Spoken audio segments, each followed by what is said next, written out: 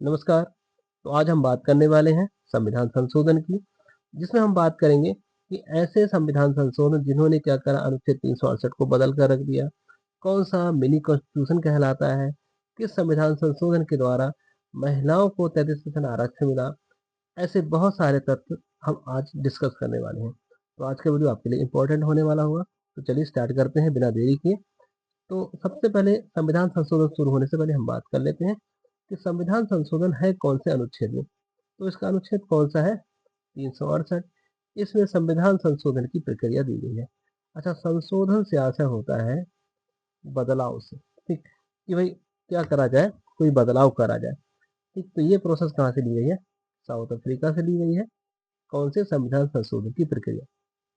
अच्छा, एक और बात कर लेते हैं डिस्कस कि एक होता है अधिनियम, संविधान संशोधन अधिनियम, और एक होता है संविधान संशोधन विधेयक। तो इन दोनों में फ़र्क क्या है? भाई चैप्टर पढ़ने से मतलब स्टार्ट करने से पहले हम सब डिस्कस कर लेते हैं। तो अधिनियम वो चीज़ है,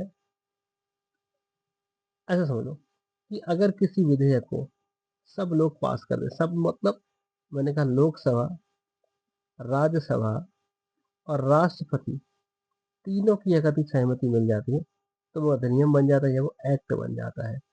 जबकि विधेयक वो है कि प्रस्ताव तो आया है, लेकिन शायद वो पास हो या ना हो। पास हो गया तो वो अधिनियम बन गया, नहीं हुआ तो विधेयक ही रह गया वो। इसी प्रकार अब हम देखेंगे जैसे कि लास्ट की तरफ में जो बना है मैंने वीडियो के लास्ट में, कि कुछ अधिनियम अलग हो जाएंगे और विधेयक कुछ अलग नंबर का चल रहा होगा। इसमें कंफ्यूज मत होना कि विधेयक तो कुछ और है, अधिनियम कुछ और दिख रहा है। अधिनियम और विधेयक होता ही अलग है। विधेयक वो है जो एक कानूनी रूप से मान्य नहीं है, अगर उसको मान्यता मिल गई तो क्या बन जाएगा? वो अधिनियम बन जाएगा। तो चलिए बिना देरी के और आगे बढ़ते हैं। तो सबसे पहला संविधान संशोधन कौन सा है आपका? 1951 वाला। वीडियो थोड़ी लंबी हो जाएगी, ठीक। तो अब अच्छा याद रखना कि हमारा जो संविधान लागू हुआ था कब हुआ था? 26 जनवरी 1950 को। और पहला संविधान संशोधन एक साल के बाद ही हो गया, 1951 में। अच्छा, इसके द्वारा नवी अनुसूची जोड़ी गई। अच्छा, जब हमारा संविधान लागू हुआ था तो उसमें कितनी अनुसूचियां थी? उस समय अनुसूचियां कितनी थी? 8 थी। तो नवी अनुसूची आ गई है पहले संविधान संशोधन के द्वारा, जो काय से संबंधित है? जो है भूमि सुधार से संबंधित। याद रखना, पेपर में आया रखा है कि नवी अनुसूची का संबंध किससे है या भूमि सुधार कौन सी अनुसूची में, तो कौन सी अनुसूची में है वो? नवी अनुसूची में। अच्छा, मैंने सारे संविधान संशोधन लिए नहीं लिए हैं, हमने जितने भी लिए सारे इंपॉर्टेंट ले रखे हैं, हाँ। तो चलिए उसके बाद हम देखते हैं सातवां संविधान संशोधन। अच्छा, सातवां संविधान संशोधन हुआ है 1955 में। अच्छा, एक आया था राज्य पुनर्गठन अधिनियम, या मैं कहूँ कि राज्य पुनर्गठन आयोग आया था। तो 1955 में क्या करा गया, उसको लागू करने का, ऐसे तो 1956 में हुआ था, तो 1955 में ये अधिनियम आया है। तो उस मतलब राज्य पुनर्गठन की जो सिफारिशें हैं उसको लागू करने के लिए इसे लाया गया। अच्छा, उसके द्वारा 14 राज्य और 6 यूनियन टेरिटरी या मैं कहूँ केंद्र शासित प्रदेशों का क्या हुआ? गठन हुआ, ठीक है। और साथ में एक अनुच्छेद 231, इसको क्या करा गया? पुनर्स्थापित करा गया। अच्छा, अनुच्छेद 231 क्या है? जैसे मैंने कहा कि ये भारत का मैप बना दे रहा हूँ। यहाँ पर मैंने कहा ये भाई आपका पश्चिम बंगाल का एरिया, यहाँ पर आपका बांग्लादेश हो जाएगा। तो यहाँ पर मैं पश्चिम बंगाल ले रहा हूँ, हाँ। ये क्यों बना रहा हूँ अभी आपको पता चल जाएगा। तो अनुच्छेद 231 क्या कहता है कि एक ही हाई कोर्ट या मैं कहूँ कि उच्च न्यायालय, एक से अधिक राज्यों का उच्च न्यायालय हो सकता है। जैसे मैंने कहा कि वेस्ट बंगाल का जो कलकत्ता में या कोलकाता में जो हाई कोर्ट है, वो अंडमान निकोबार द्वीप समूह का भी क्या होगा? हाई कोर्ट होगा। जैसे गोवा, यहाँ पे गोवा है, यहाँ पे महाराष्ट्र है, तो महाराष्ट्र का जो हाई कोर्ट मुंबई में है, वो गोवा का भी क्या होगा? हाई कोर्ट होगा। तो ऐसे ही करके साथ में दमन द्वीप का हुआ, तो 3 जगह का हाई कोर्ट एक ही जगह हो गया। साथ में कहूँ कि चंडीगढ़ हो गया, ठीक है। चंडीगढ़ किसका हो गया? पंजाब का हो गया। और हरियाणा का भी क्या रहेगा? हाई कोर्ट रहेगा। यही है आर्टिकल 231 की, एक ही हाई कोर्ट एक से अधिक राज्यों या यूनियन टेरिटरी का हाई कोर्ट या कहें उच्च न्यायालय हो सकता है, ठीक। ये आर्टिकल 231 में है। अच्छा, फिर कह रहे हैं कि अब सीधे 7वें के बाद में 21 में आ गया। अच्छा, फिर वही बात कि हमारे यहाँ कितनी अनुसूची हैं अब? अभी तो है हमारे यहाँ 12, ठीक। लेकिन जब पहले कितनी थी? पहले थी आपकी केवल 8। धीरे धीरे 9, 10, 11, 12, तो 8वीं अनुसूची कैसे थी? लास्ट, जो उस समय लास्ट थी जब संविधान लागू हुआ था। तो 8वीं अनुसूची है भाषाओं से। और उस समय कितनी भाषाएँ हुआ करती थी?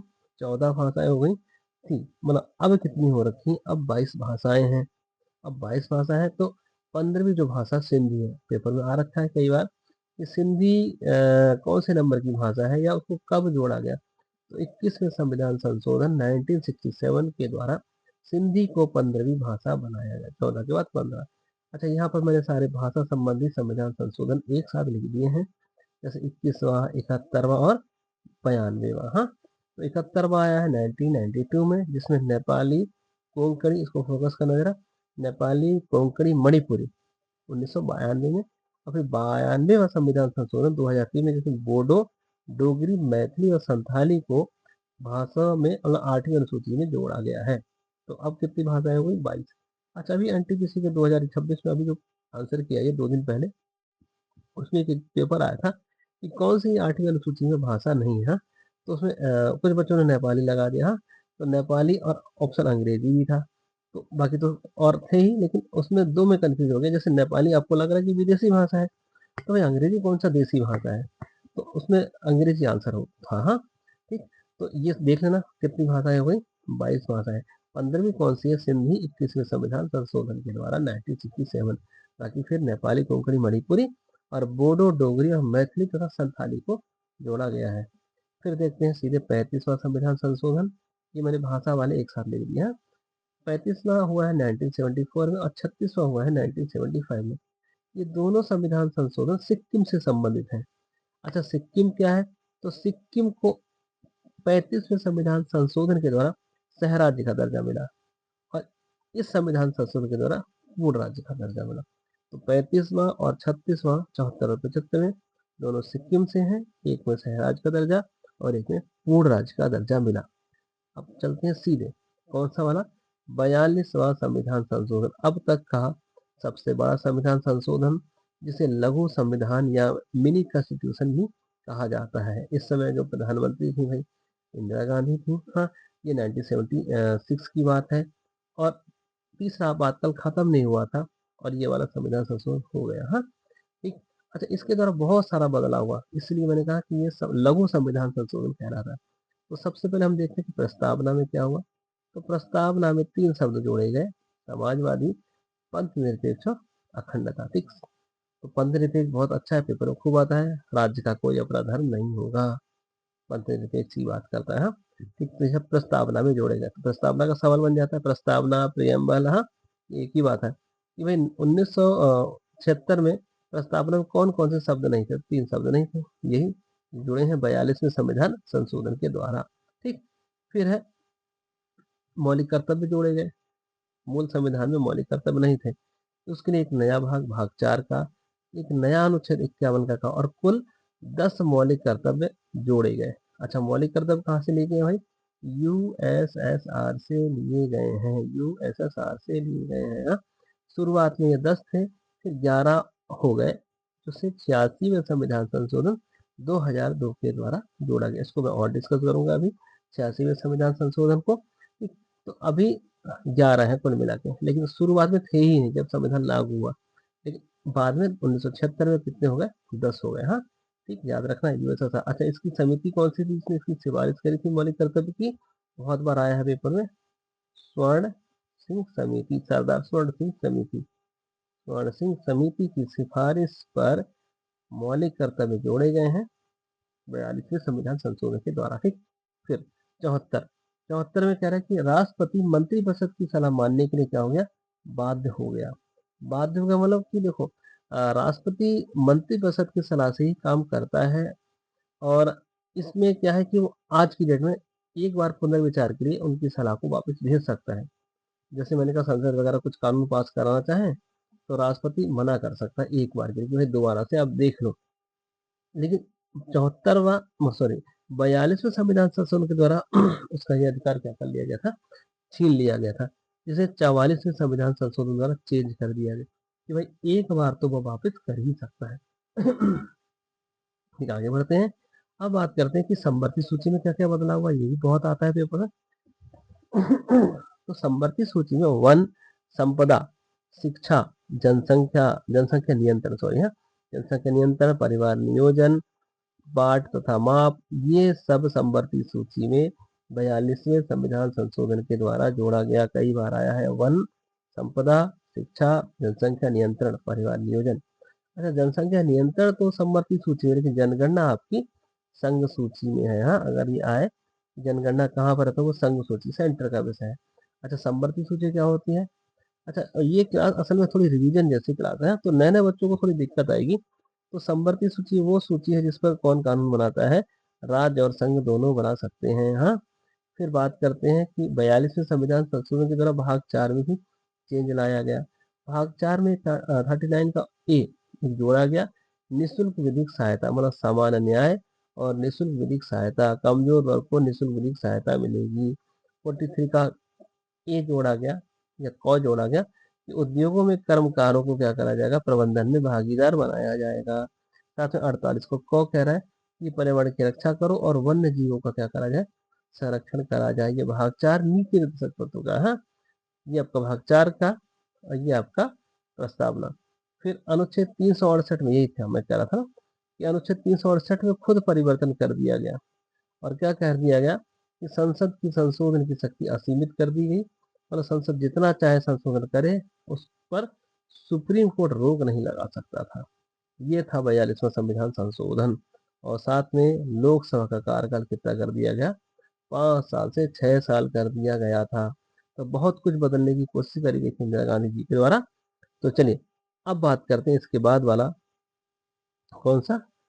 44वां संविधान संशोधन। अब सरकार बदल गई है, 1978 आ गया है और प्रधानमंत्री कौन बन गए? मोरारजी देसाई। ये जनता दल की सरकार। अब पेपर आता है कि 44वें संविधान संशोधन के समय किसकी सरकार थी? जनता दल की सरकार थी।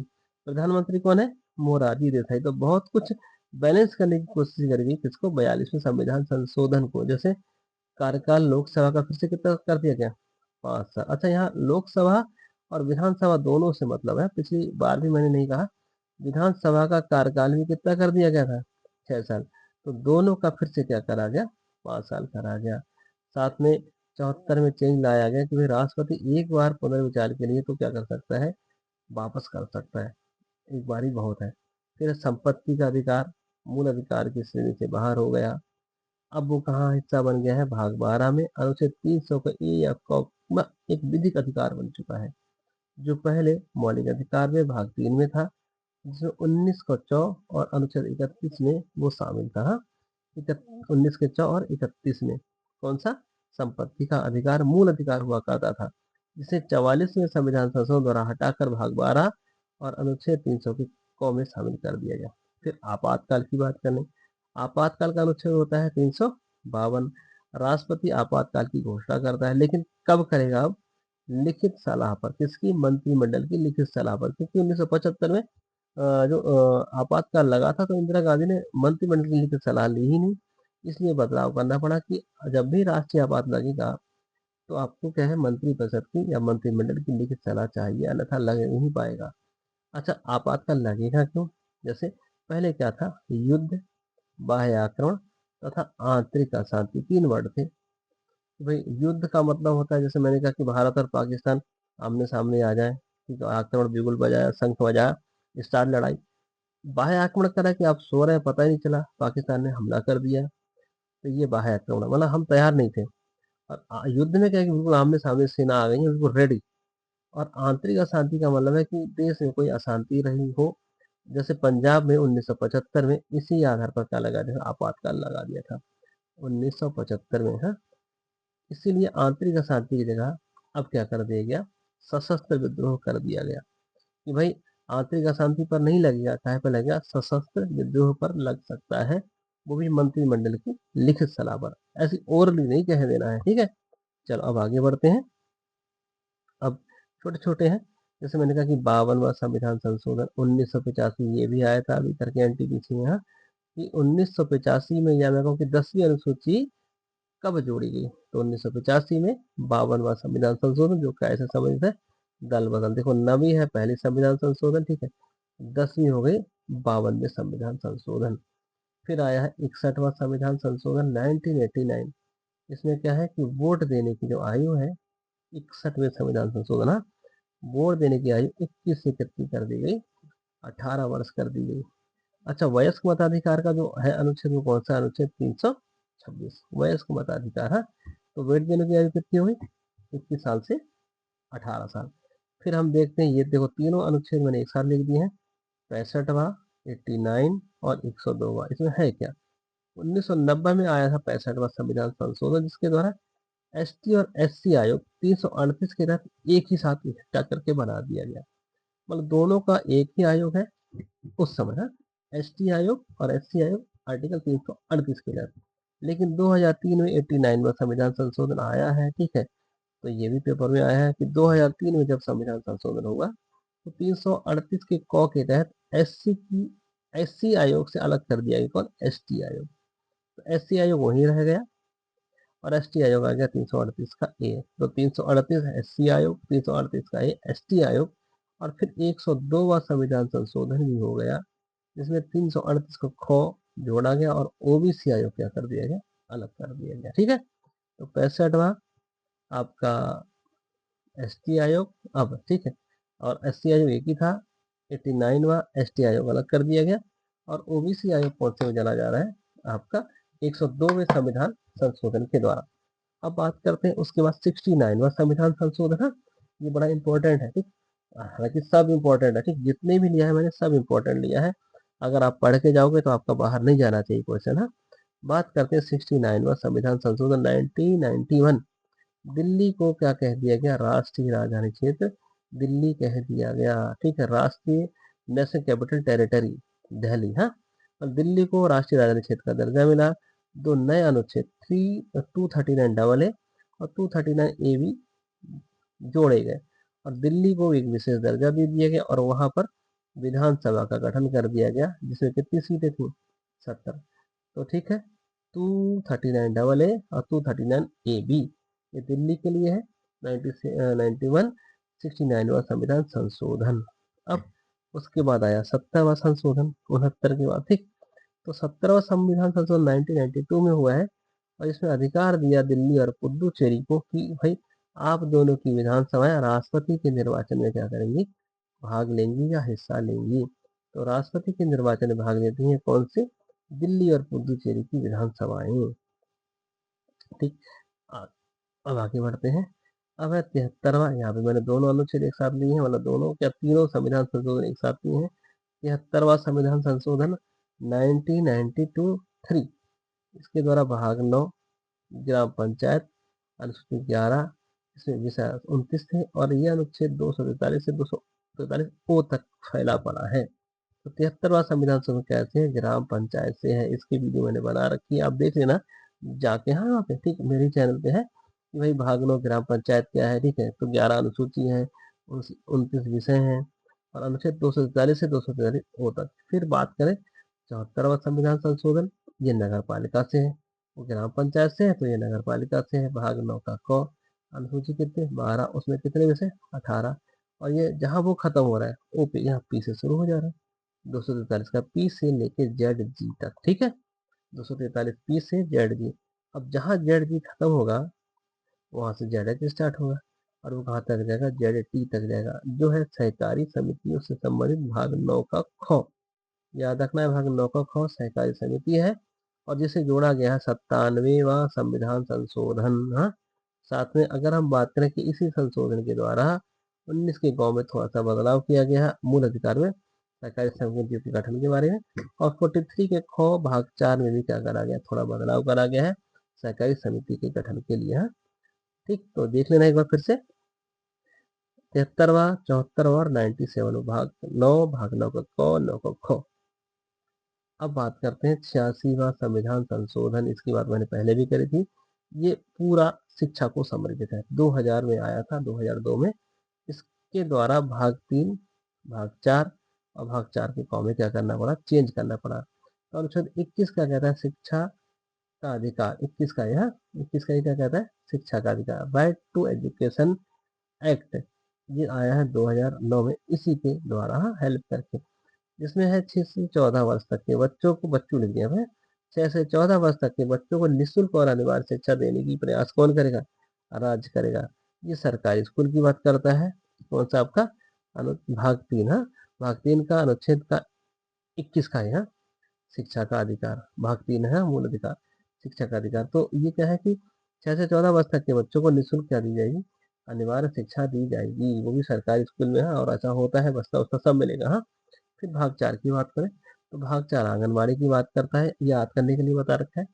आंगनबाड़ी 45वां अनुच्छेद प्रतिस्थापित किया गया या पुनः स्थापित किया गया, मतलब भाषा बदली गई, जिसमें 6 वर्ष तक के बच्चों 6 वर्ष तक के बच्चों, हाँ, 6 वर्ष तक के बच्चों का जो आंगनबाड़ी है ध्यान रखेगी और शिक्षा की व्यवस्था करेगी। तो आंगनबाड़ी भाग 4 में है आपका कौन सा, अनुच्छेद 45 की भाषा चेंज करेगी।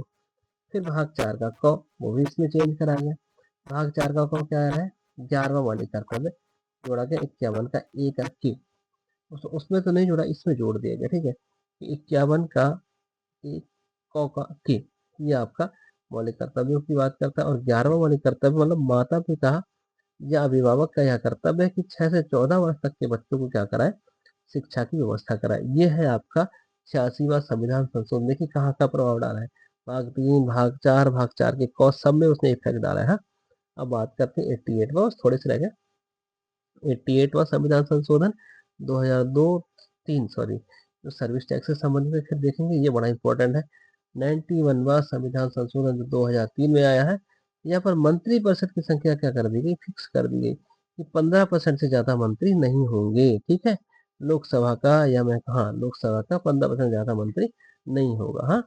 वैसे ही हम कह रहे हैं कि यहाँ पर विधानसभा में भी जहाँ अच्छा विधानसभा में भी ऐसा ही है कि वहाँ भी 15% से ज़्यादा मंत्री नहीं होंगे, लेकिन अगर वहाँ पर विधानसभा में सदस्य ही 40 हैं, अब 15 चौको 60, 6 सदस्य बैठ रहा है इसका, ठीक है।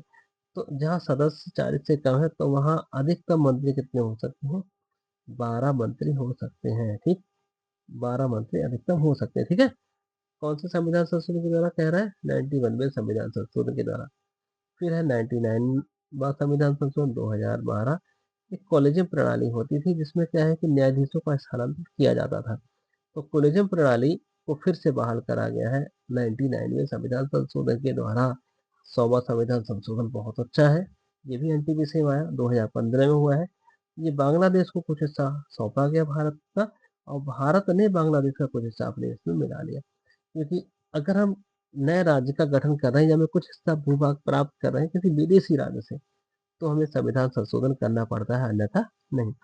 तो 100वां संविधान संशोधन 2015 में आया है, जहां बांग्लादेश से क्या हुआ, समझौता हुआ, और एक 3 बीघा कॉरिडोर पर क्या है, बात हुई है, ये भी किससे संबंधित है, बांग्लादेश से। 3 बीघा कॉरिडोर, ठीक, ये बांग्लादेश के साथ साझा करता है भारत।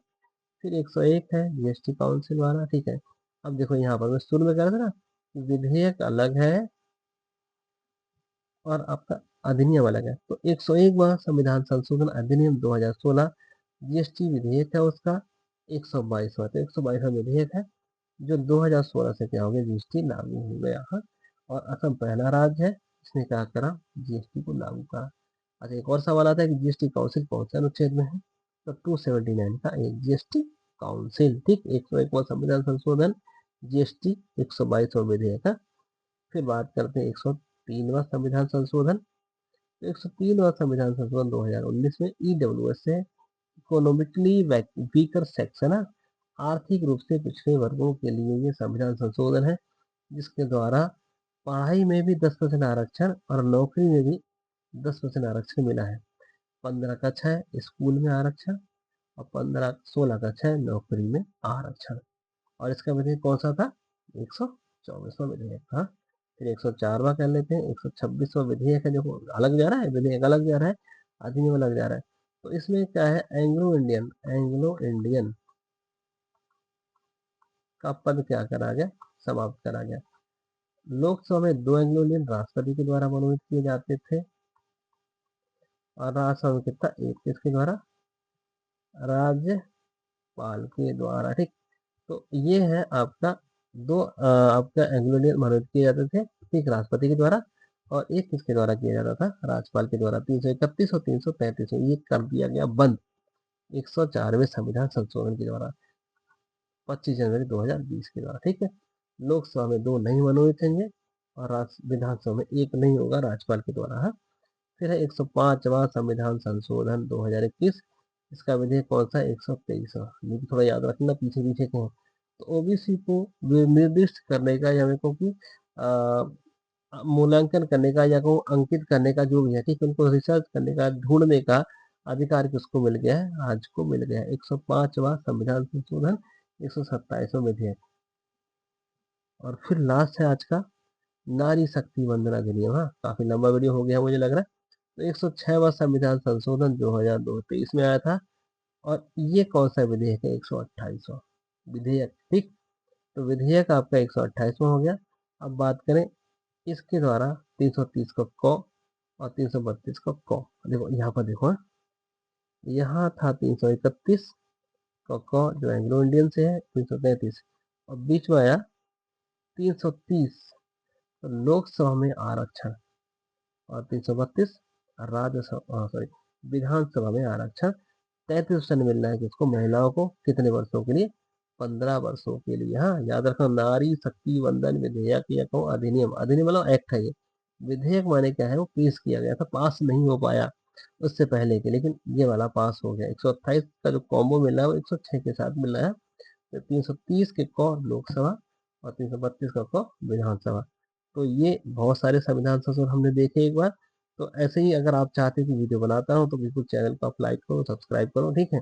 और मैं ऐसी वीडियो बनाते ही रहूंगा जो आपको कुछ काम आए। तो एक साथ मैंने सारे संविधान संशोधन बना दिए, आगे आप देख लेना, आगे और वीडियो बनाते रहेंगे, ठीक। तब तक के लिए धन्यवाद।